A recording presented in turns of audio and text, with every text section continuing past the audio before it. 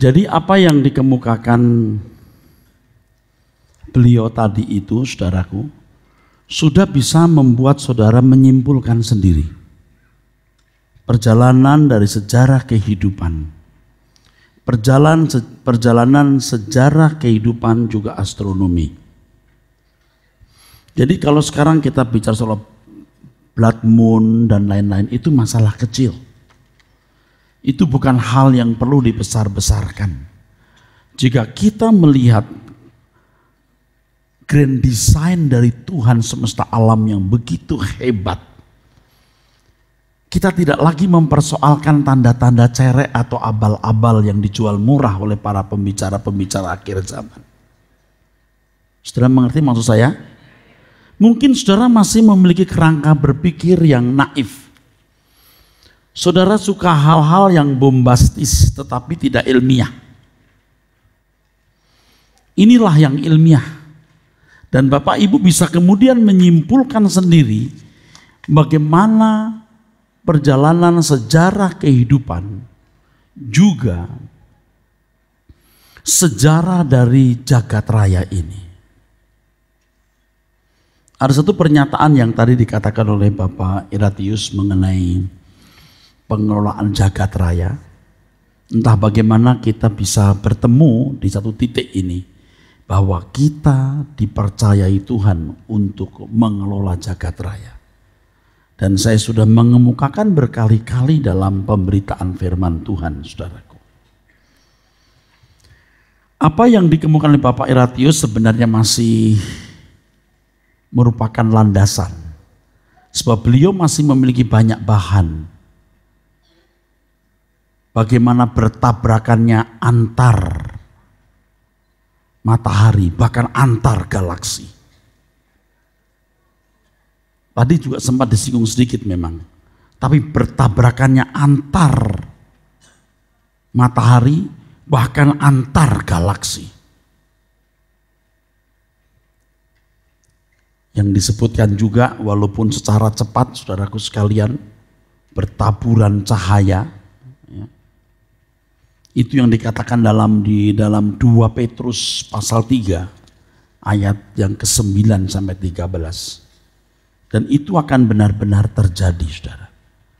Satu hal yang sungguh-sungguh membuat mata kita tercelik adalah betapa kecilnya kita.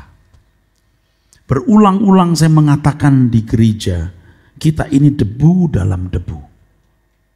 Tetapi ketika kita mendengarkan paparan dari sesi pertama, kita baru bisa menghayati benar maksud bahwa kita debu di dalam debu, saudara. Ini membuat hati kita menjadi rendah di hadapan Tuhan, rendah hati. Betapa besarnya Tuhan dan betapa tidak berartinya kita. Tetapi Tuhan berkenan datang untuk menemui kita. Kita pulang kemana, kita nggak tahu jalannya. Tapi Dia yang datang untuk menemukan jalannya atau tempatnya. Bapak Ibu Saudara sekalian, saya sudah menyusun makalah ada 10 halaman parausia ini. Dan tentu ini tidak akan selesai dalam waktu 1 jam. Di halaman 1, 2 kita membaca, saudaraku. Tujuan penguraian akhir zaman bukan menimbulkan rasa takut, sibuk memikirkan hal yang kira-kira atau spekulatif. Tetapi penjelasan mengenai akhir zaman harus membangun sikap antisipatif. Dan hari ini ketika kita mendapat paparan yang begitu bagus, menakjubkan, kita tidak menjadi takut, tapi yang ada takjub. Amin. Amin. Bukan takut, wah nanti kiamat bagaimana.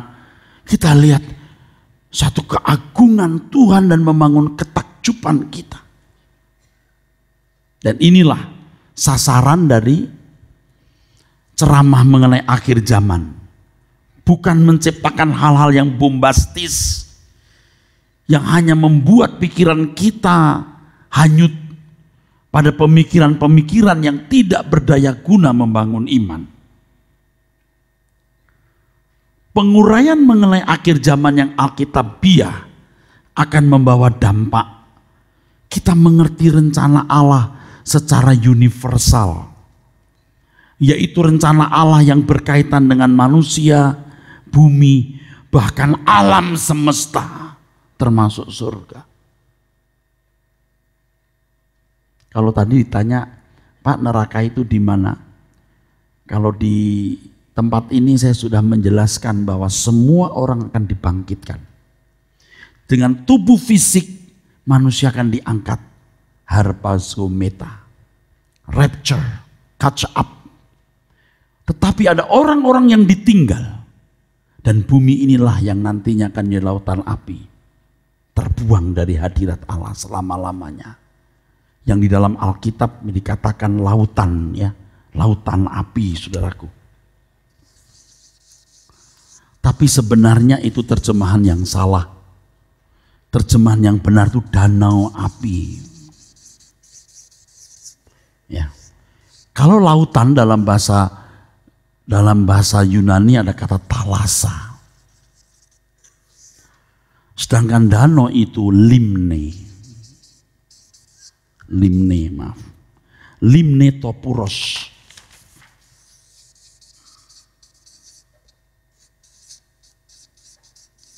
Puros itu itu api. Limne, the lake of fire. Danau api. Betapa mengerikan kalau seseorang terpisah dari hadirat Tuhan dan tidak memiliki kehidupan. Planet-planet baru yang dilahirkan bukan tidak mungkin merupakan dunia baru yang Tuhan ciptakan, di mana kita bisa hidup. Saudaraku, dan maksud kedua, mengapa kita bicara mengenai akhir zaman, itu sikap antisipatif terhadap dunia kita. Kalau untuk konteks kehidupan sesuai dengan apa yang Alkitab tulis, saudaraku, dunia kita ini makin jahat. Jadi kalau Alkitab berbicara mengenai akhir zaman, tolong jangan terpaku dengan tepat waktu kedatangan Tuhan. Tanda-tandanya apa ya? Kapan ya? Itu tidak dibutuhkan. Sebab kalau kita meninggal dunia, itu akhir zaman kita, saudara. Tidak usah nunggu tahun 2018, 2020 Tuhan datang. Tahun 2017 kita meninggal, itu sudah akhir zaman kita.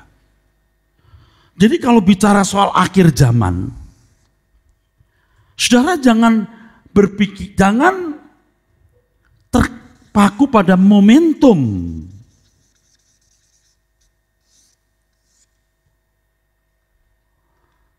Tetapi saudara harus melihat suasana dunia. Suasana dunia yang jahat. Inilah dunia yang betul-betul jahat. Di mana manusia meninggalkan, melupakan Tuhan. Oke. Lalu kita lihat halaman yang kedua. Jika bicara mengenai parousia, maksudnya parousia ini, saudaraku sekalian, parousia itu menunjuk kepada berakhirnya sejarah dunia, the end of the world, atau yang sama dengan kiamat. Saya akan bicara agak cepat ya Bapak Ibu. Saudara harus memahami kalau bicara soal parousia, parousia. Ini menunjuk mengenai akhir dunia, yaitu kedatangan Tuhan yang mengakhiri seluruh perjalanan sejarah dunia. Itu yang dikatakan dalam 2 Petrus pasal 3 ayat 10 sampai 12. Pada hari itu langit akan lenyap dengan gemuruh yang dahsyat, dan unsur-unsur dunia akan hangus dalam nyala api, dan bumi dan segala yang ada di atasnya akan hilang lenyap. Penjelasan Bapak Radiman jelas. Jadi jangan naif dengan blood moon lah, apalah. Itu naif saudaraku. Dengan melihat grand design alam semesta ini, saudara mulai mengerti fenomena real dari kehidupan dan jagat raya ini. Jika berbicara mengenai akhir zaman, tidak selalu itu menunjuk parousia. Akhir zaman itu bisa menunjuk akhir sebuah masa, suatu periode atau masa atau periode. Juga bisa menunjuk akhir atau punah sebuah masyarakat atau komunitas.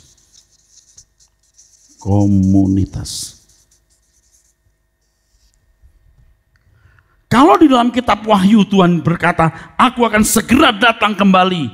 Datang untuk kota Efesus. Ketika Tuhan menubuatkan mengenai hancurnya Yerusalem, itu mengenai akhir zaman, tapi akhir zamannya Yerusalem. Lalu dikatakan bahwa tidak pernah hal ini terjadi sejak dunia dijadikan sampai nanti akhir dunia. Itu sekali-kalinya terjadi di Yerusalem. Nah, Bapak Ibu, jadi kalau bicara soal akhir zaman, zaman akhir, kita harus bisa membedakan. Apakah ini langsung berkaitan dengan parousia, atau hanya akhir sebuah periode, atau punahnya sebuah masyarakat. Anda ngerti maksud saya? Jadi kalau saudara membaca Alkitab, aku akan segera datang kembali. Kok sekarang belum datang? Pada waktu itu untuk kota Efesus. Pada waktu itu untuk Filipi, tapi bukan untuk dunia ini. Bukan the end of the world. Nah, Bapak Ibu bisa membaca dari halaman 3, 4, dan 5, saudara-saudara, mengenai hal ini. Dan maaf saja, ini agak rumit. Nanti kita bisa buktikan kalau waktunya cukup, kapan Tuhan berbicara soal akhir zaman. Ini bukan akhir zaman dunia, tapi akhir zaman sebuah periode, atau akhir zaman, atau punahnya sebuah, apa tadi? Masyarakat atau komunitas. Ketika firman Tuhan mengatakan, jika engkau melihat pembinasa keji, ya, berkeliling atau berdiri di samping kota suci atau mengepung Yerusalem, hendaklah kamu tahu, ya, itu akhir masanya. Masa Yerusalem. Tapi kan banyak penafsir-penafsir mengatakan, oh nanti di akhir zaman Yerusalem dikepung. Itu sudah lewat, saudara. Jika waktu tidak dipersingkat, tidak ada seorang pun yang hidup. Maksudnya ketika Tuhan bicara ketika Tuhan bicara tahun 30 Masehi, tahun 70 Masehi Yerusalem dihancurkan, 40 tahun kemudian. Nah, maaf ini waktunya tidak cukup, jadi saya cukup memberikan satu konklusi saja. Bapak Ibu harus cerdas, ya, jangan bodoh, ya, jangan dibohongi oleh para penafsir Alkitab yang tidak mengerti bagaimana menghermeneutik, menafsir, mengeksegesis Alkitab, ya. Bahkan kalau Bapak Ibu membaca Alkitab itu, surat Yohanes saja sudah mengatakan ini benar-benar akhir zaman, ya kan? Peristiwa di Yerusalem, penuangan Roh Kudus, dikatakan ini benar-benar akhir zaman di mana kitab Nabi Yoel dipenuhi atau digenapi. Betul, saudara? Jadi bicara soal akhir zaman, Bapak Ibu tidak boleh selalu menghubungkan dengan parousia. Parousia itu menunjuk kedatangan Tuhan Yesus yang mengakhiri sejarah dunia. Tetapi di Injil Matius pasal 24 ayat 3-13 memang ada ayat yang mengatakan itu. Bagaimana, apa yang akan terjadi, ya, sebelum kesudahan segala sesuatu. Nah, itu benar. Lalu Tuhan mulai merumuskan. Sebelum kesudahan segala sesuatu ini tanda-tandanya. Lalu Tuhan mulai merumuskan di halaman 6. Tanda pertama tampilnya nabi palsu dan Mesias palsu. Tapi Bapak Ibu mesti mengetahui juga, pada waktu Yerusalem runtuh, hancur, lalu orang-orang Kristen mulai kebingungan, orang-orang Yahudi juga kehilangan kepercayaan kepada Yahweh. Kenapa sampai Yerusalem di mana Allah hadir menjadi simbol kehadiran Tuhan bisa diratakan tanah oleh Jenderal Titus? Mereka menjadi frustasi dan pada waktu itu muncul Mesias-Mesias palsu. Orang-orang yang mengaku Mesias zaman itu harus juga dipahami. Makanya kalau melihat sejarah, melihat akhir zaman, saudara tidak boleh melihat secara futuris saja, tapi juga historis.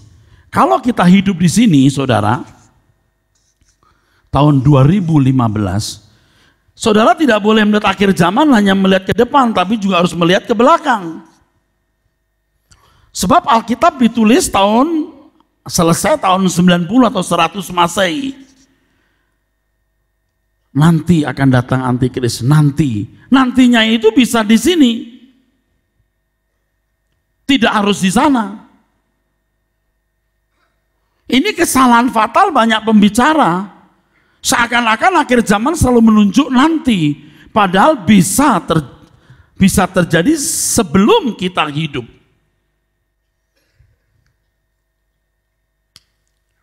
Ada antikris-antikris yang lahir di sini. Dan ada antikris utama yang juga lahir sebelum kita. Dan saya perlu memberikan catatan bahwa ke depan itu yang bahaya bukan antikris. Karena nabi dan binatang itu makin lemah. Yang membahayakan itu pelacur, perempuan pelacur. Di mana raja-raja dan para pembesar berzinah dengan pelacur itu. Itu namanya materialisme. Ini yang bahaya. Alkitab mengatakan bahwa nabi itu dan binatang itu makin lemah, tapi ini yang lebih kuat nanti.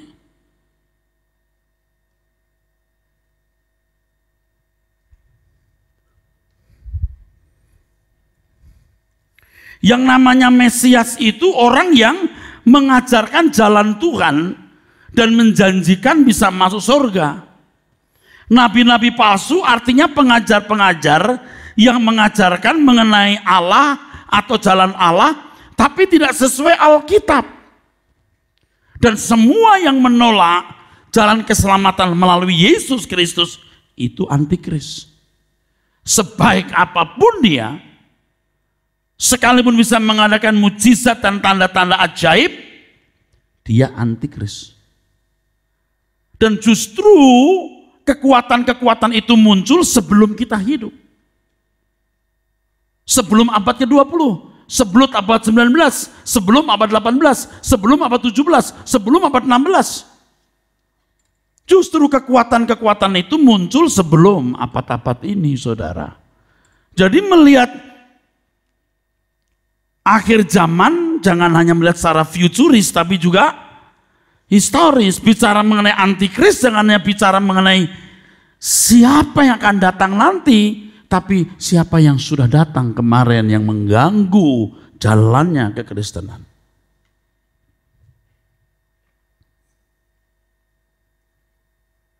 Ini yang penting saudara harus waspadai dan saudara harus tahu, saudaraku.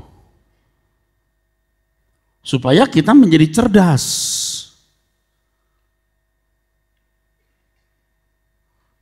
Semua kekuatan yang menolak Yesus sebagai Tuhan itu antikris. Yang menciptakan langit dan bumi ini Tuhan Yesus. Pada mulanya adalah firman, logos. Ia bersama-sama dengan Theos, Allah. Dia juga adalah Allah, betul? Segala sesuatu dijadikan oleh Dia, tanpa Dia tidak ada sesuatu pun yang jadi. Menolak Yesus, menolak yang menciptakan langit dan bumi.